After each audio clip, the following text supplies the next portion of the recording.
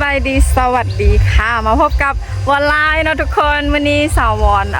พามาเที่ยวอยู่ที่เมืองเฟืองแข่งเวียงจันทน์นั่นเองทุกคนเดี๋ยวสาววอนจะพาทุกคนไปล่องเรือนำกันเนาะก่อนจะไปล่องเรือสาววอนก็ขอขี้ดื้อหน่อยนึงเนาะนี่สะบัดไปสะบัดไปเดินโซหุ่นไปเนาะประมาณนี้เนาะทุกคนนำสาววอนมาเลยและนี่ก็คือสาววอนกับแม่และก็ครอบครัวก็กำลังไปขึ้นเรือกันที่จะไปล่องเรือในมื้อนี้เนาะทุกคนและนี่ก็คือเรือที่ว่าสาววอนจะไปล่องในมื้อนี้ภายในเรือก็จะมีโต๊ะมีตั้งมีตู้ลำโพงมีไมโครโฟนห้องเพลงฟังเพลงไปได้เนาะอยู่ในเรือก็จะมีซันดาดฟ้านำเด้อทุกคนสาววอนเลือกล่องเรือนี่แม่น1ชั่วโมงเนาะ1ชั่วโมงแม่นถึกอยู่ 450,000 กีบหรือว่าถึกเงินบาทประมาณ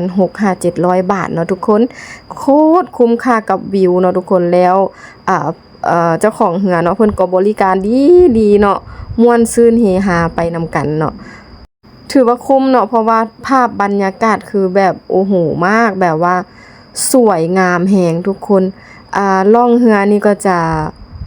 เฮาล่องขึ้นไปเนาะแล้วก็จะล่องกลับคืนมาลงบ่อนที่เฮาขึ้นเรือนั่นเองเนาะทุกคนนี่ตอนนี้ก็กำลัง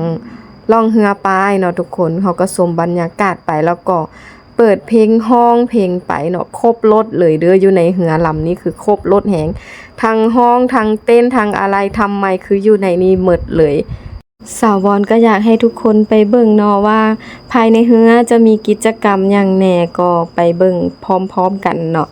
จะมีทั้งห้องทั้งเต้นทั้งฟ้อนอะไรทำไมอยู่ในนี่เนาะอย่าถือสากันเด้อเนาะโดนๆเฮาก็มาปลดปล่อยเทื่อนึงเนาะทุกคนหลังจากที่เฮาเฮ็ดเวียกเมื่อยๆเนาะเฮาก็มาผ่อนคลายอยู่ที่นี่คือแบบตอบโจทย์แฮงและนี่คือสาววอนขึ้นมาถึงชั้น2ของเรือเนาะก็คือชั้นดาดฟ้านั่นเองแล้วถ่ายแบบวิวสวยแฮงทุกคนนี่เลยเนาะประมาณนี้คือแบบคนก็มาเที่ยวหลายเนาะมื้อนี้เป็นวันพักผ่อนของหลายๆคนเนาะเดี๋ยวสาววอนจะให้ทุกคนไปชมภาพบรรยากาศที่อยู่ภายในเรือเนาะจะเป็นแนวใดนั้นไปชมกันเลยทุกคนเนาะ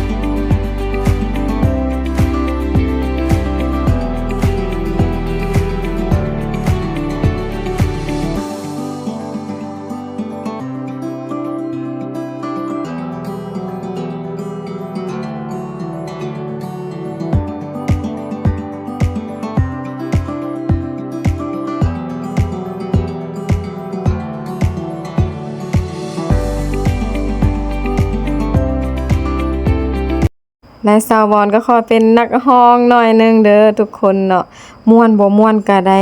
อดฟังเอาเนาะคนภายในเฮือหั่นน่ะเนาะเพราะว่าย่านลิขสิทธิ์เพลงเนาะก็เลยปิดเสียงไว้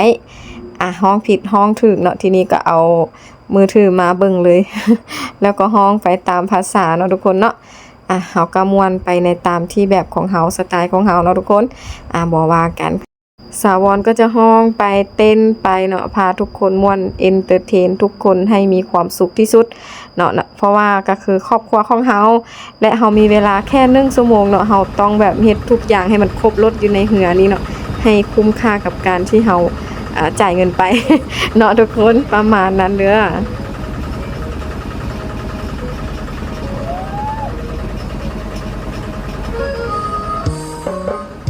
นี่แหละเนาะเป็นเอาได้เนาะบรรยากาศของคนที่ดนได้มาเต้นเนาะอันนี้คือแบบแม่ของสาวรห้องเพลงเนาะก็แบบสาวรก็เอนเตอร์เทนเนาะม่วนซื่นกันไปเนาะเต้นไปเต้นมาก็เหงื่อแตกเหงื่อแตนทุกคนเอ้ยเนาะบรรยากาศก็ดีแต่ว่าเฮาเต้นแบบนี้มันก็จะมีเหงื่อร้อนออกมาในเฮือก็จะมีพัดลม1หน่วยไว้บริการลูกค้าเนาะเดี๋ยวสาวรก็จะไปยืนหน้าใส่พัดลม อย่าใส่หน้านี่เด้อพัดลมก็ได้เนาะนี่ฮ้อนแหงก็จะเป็นประมาณนี้เนาะทุกคนเนาะ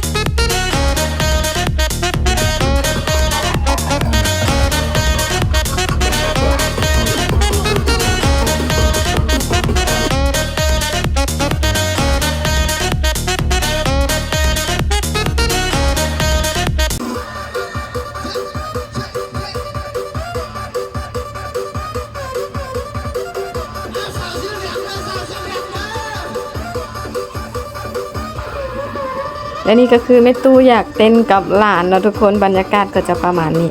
แล้วตอนนี้เฮือก็กำลังจะกลับแล้วทุกคนถือว่าเฮากำลังกลับไปบ่อนที่เฮาขึ้นเฮือตอนแรกเนาะทุกคนเห็นตูบทางข้างริมน้ำบอเนาะคือจะเป็นห้องพักเด้อทุกคนที่ลูกค้าเพิ่นมาพักเนาะเพิ่นมานักท่องเที่ยวมาเที่ยวมาชมบรรยากาศเนาะทุกคนธรรมชาติมานอนเปลี่ยนบรรยากาศเลาะริมแม่น้ำเนาะทุกคนก็จะเป็นประมาณนี้แล้วไผที่มาพักอยู่ในห้องหรือว่าอยู่ในตูบแถวนี้เนาะก็จะได้มีโอกาสใส่บาตรยามมื้อเช้าเนาะทุกคนตอนเช้าก็จะมีพระมาใส่บาตรเนาะหรือว่าญาพ่อนั่นเองเนาะญาพ่อครูบามาใส่บาตรยามมื้อเช้าๆเนาะตอน 6:00 7:00 เช้าเนาะก็จะมี